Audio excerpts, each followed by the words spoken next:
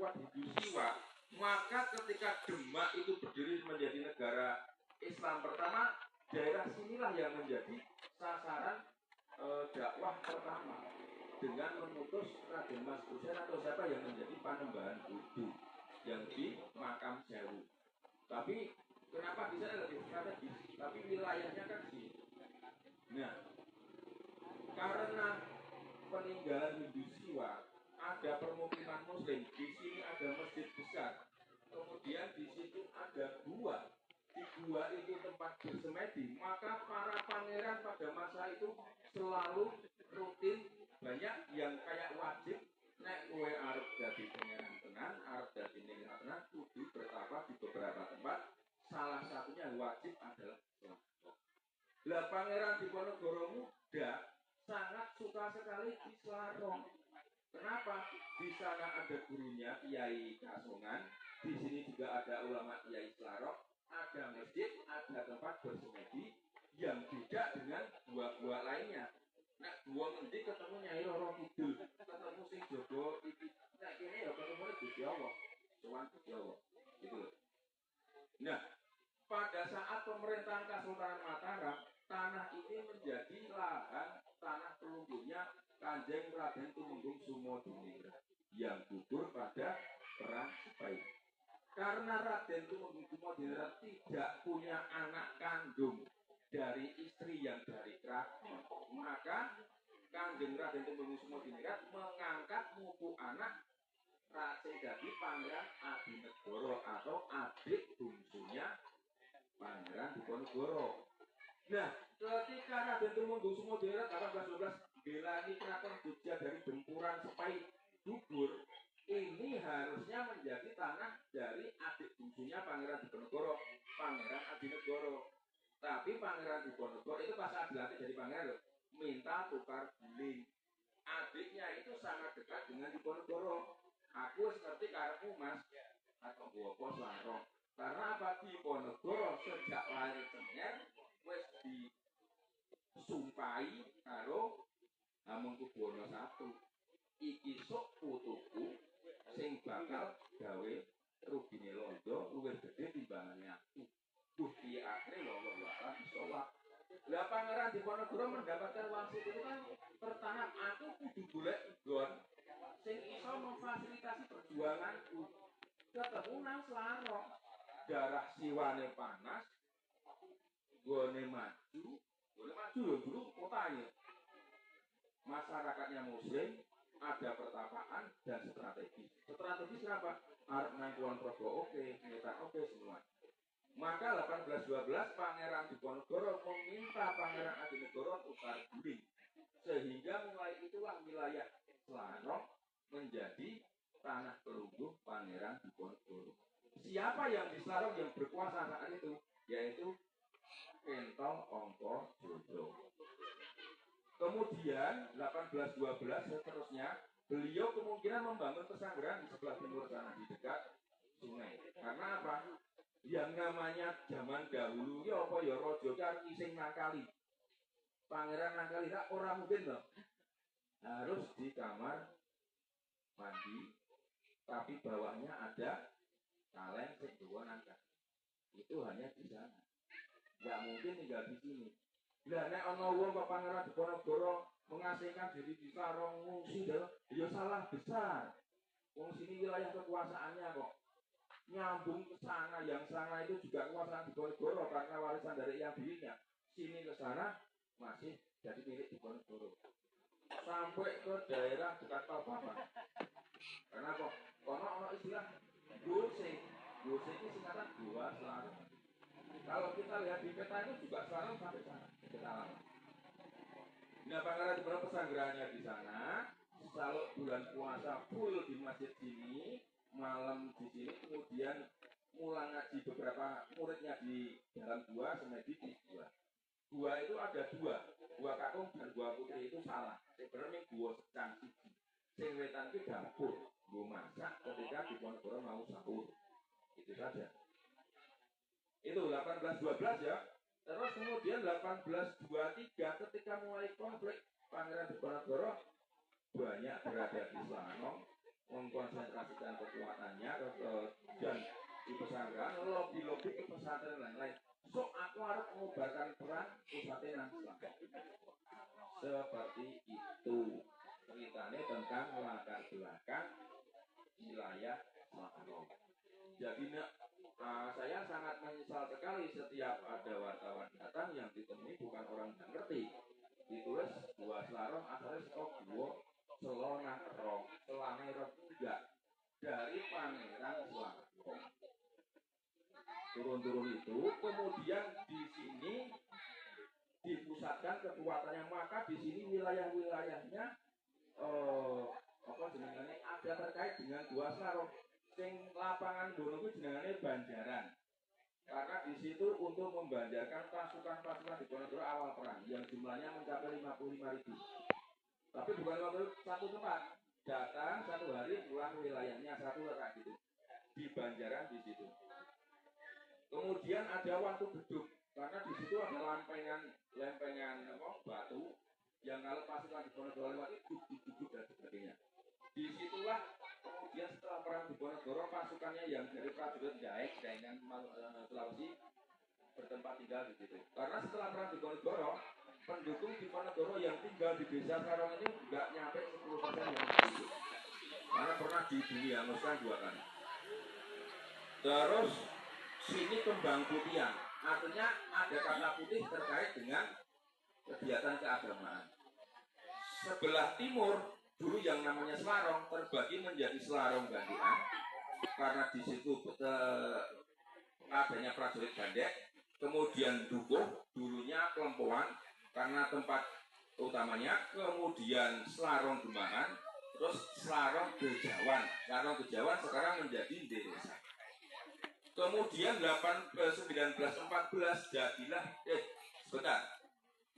Setelah perang di Ponorogo selesai, wilayah Selarong ini menjadi wilayah yang dianaktirikan. Orang tidak jelas. Soalnya takut akan adanya darah-darah pemberontakan, makanya banyak penduduk Selarong yang dari luar didatangkan.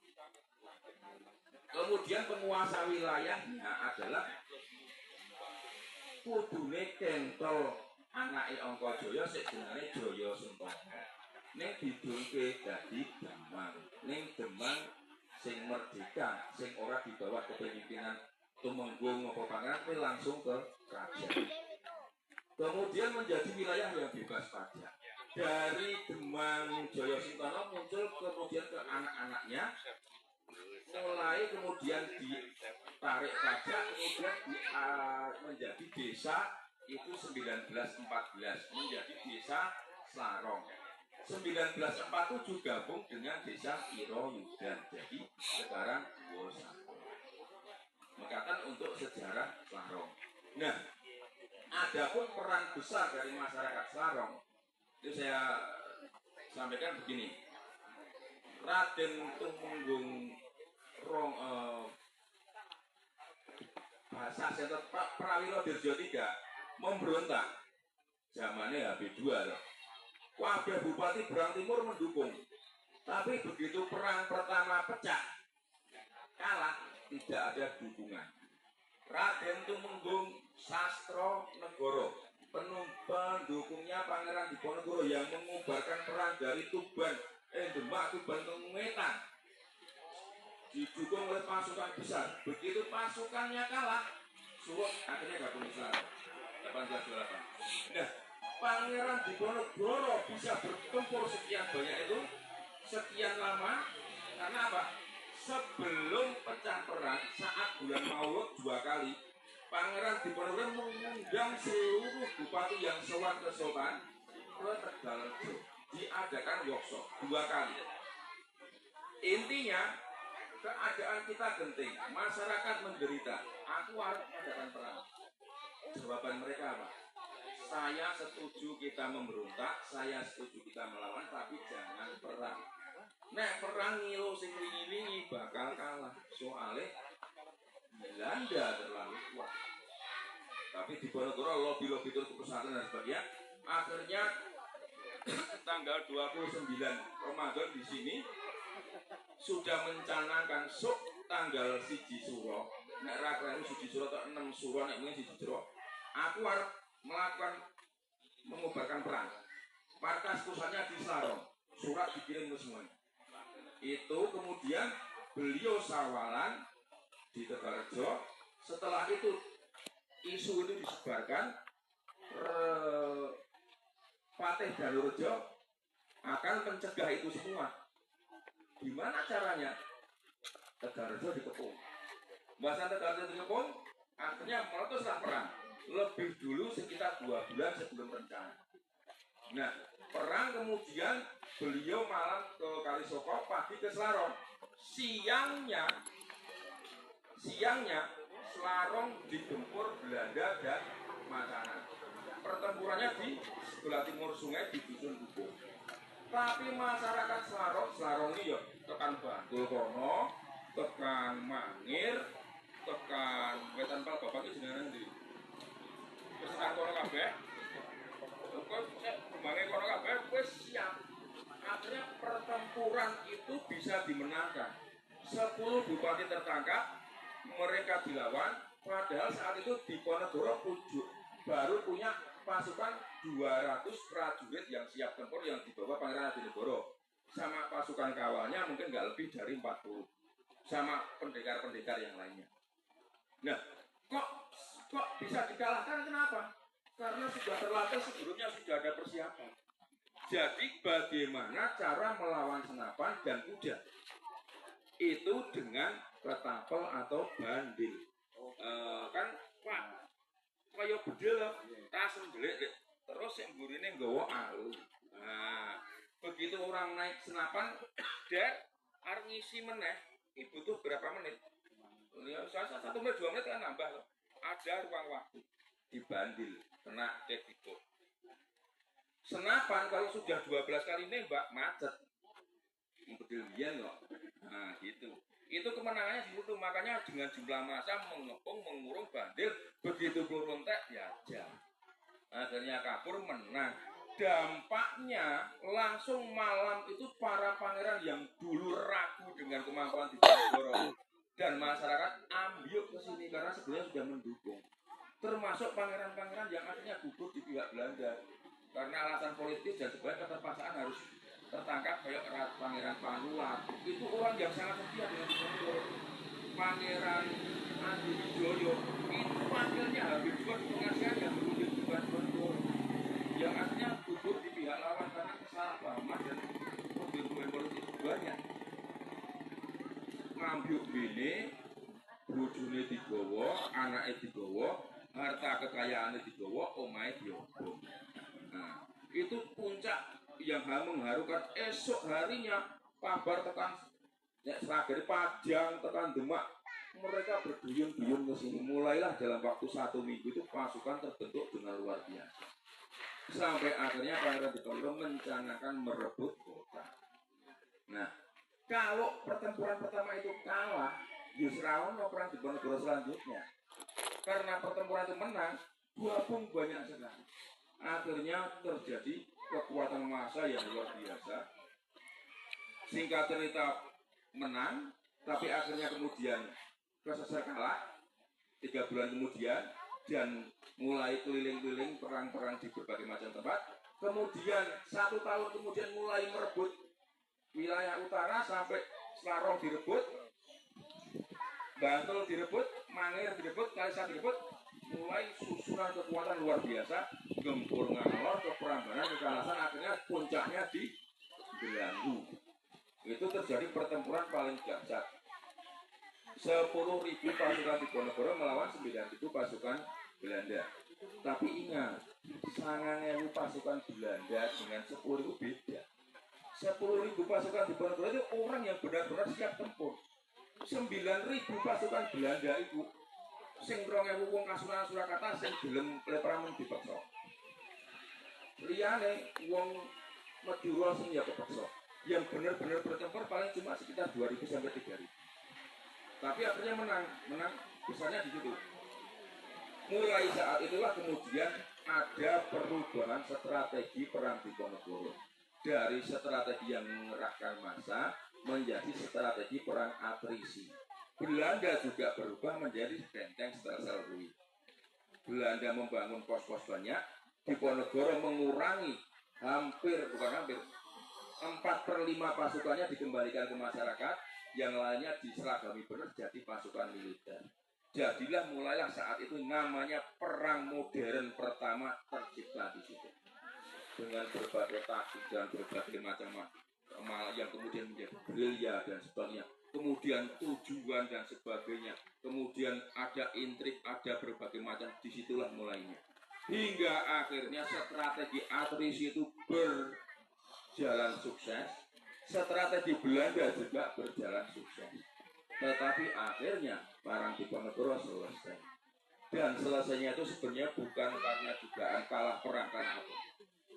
Tapi poin penting di sini adalah Pangeran Diponegoro ingin memenangkan peperangan tanpa harus memenangkan pertempuran. Gitu loh. Jadi pasukan itu perang, kalah rapopo. Yang penting perang dhisik, mundur. Sesuk perang meneh, mundur. Kan Belanda kehabisan tenaga. Misalnya perangnya saiki nang Madukismo. Ajar melayu ngidul.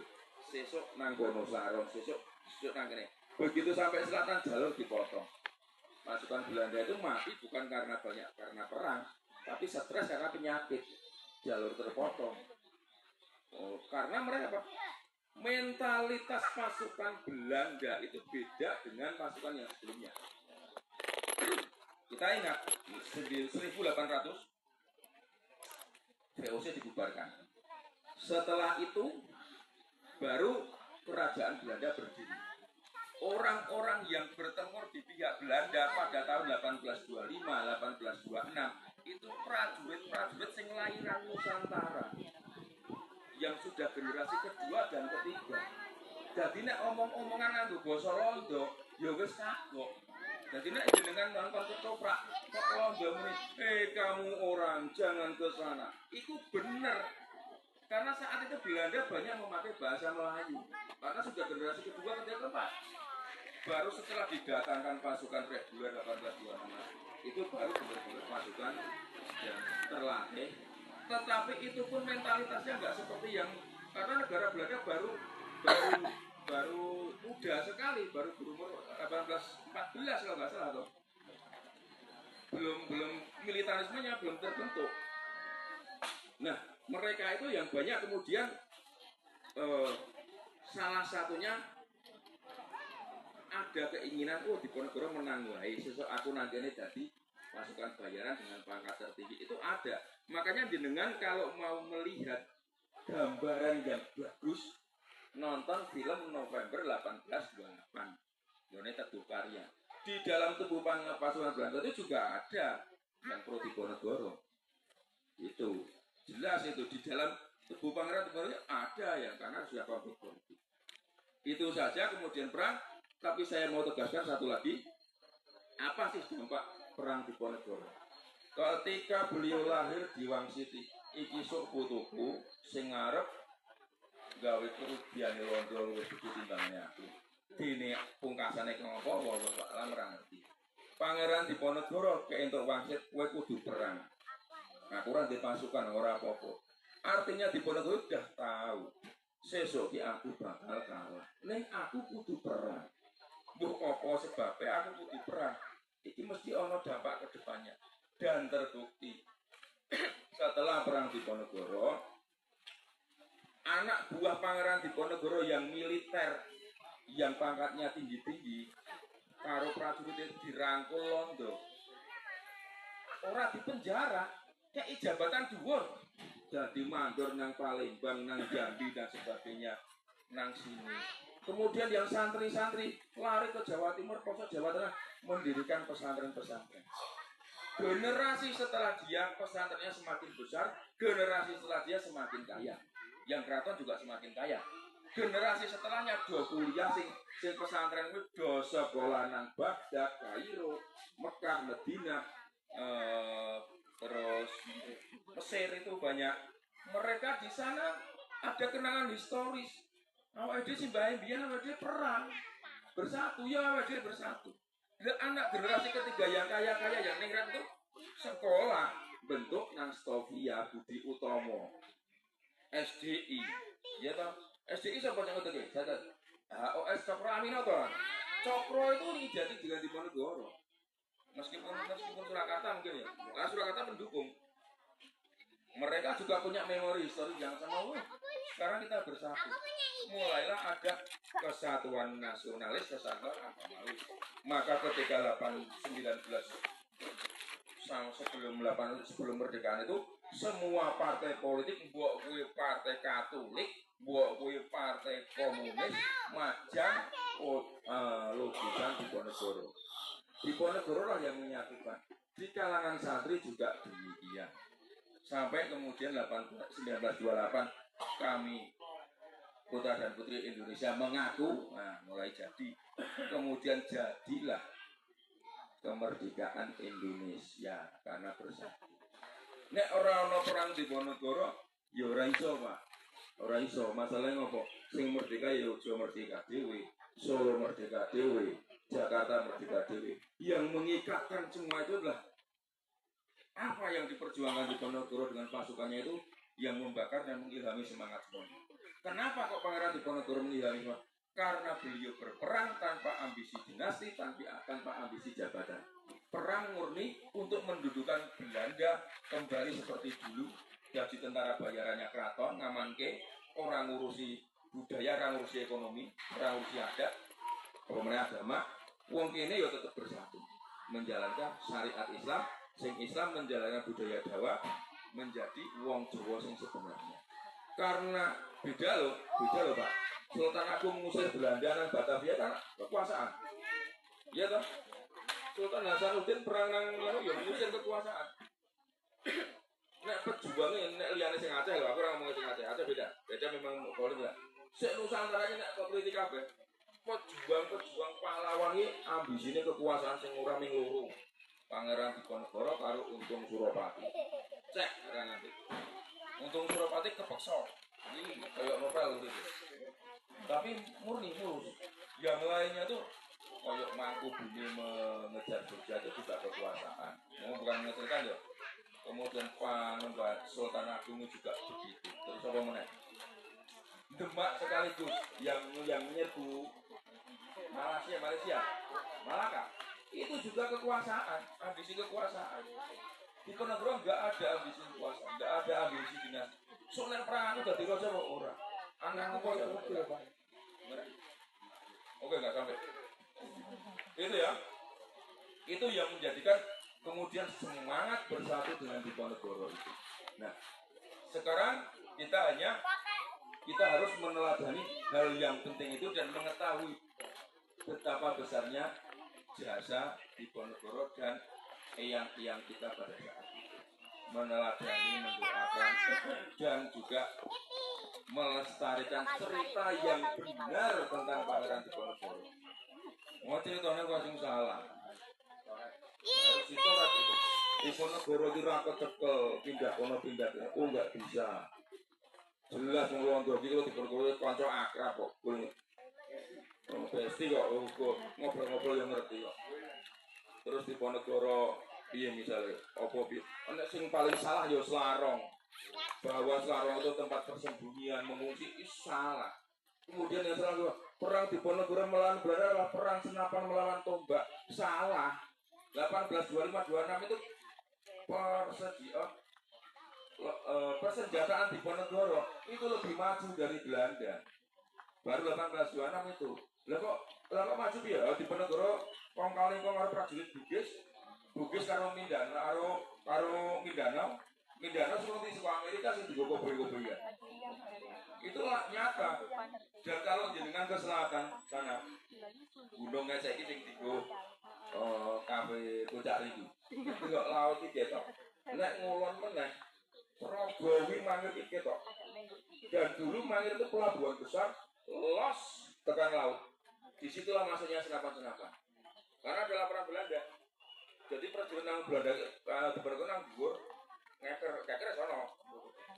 Pak Dewaka masuk Pak Pinisi yang besar itu di sana, langsung kapal-kapal kecil dari Progo meluncur ke selatan jemput senapan. Dan terbukti pada pertempuran di Pajang Diponegoro kalah. Itu tas tas mesiu ini khusus das kulit ya. Senapan yang tertinggal itu senapan baru yang tidak diproduksi di Jawa. Itu sangat salah kalau tombak melawan senapan. Itu. Kemudian yang terjadi setelah itu memang seperti itu beda. Tetapi kalahnya di Ponegoro dan sebagainya itu yang menjadi pelajaran buat kita semua ya. Itu justru banyak dari dalam. Ada friksi, ada ada ketergantungan pasukan kepada pemimpin. Misalnya saya pasukannya Semprot. Ketika Semprot terluka, saya dipindahkan dengan pasukan itu ya enggak. Karena ada sejarah di belakangnya namanya perang desa. Ada sejarah di belakangnya musuh-musuhan antar wilayah.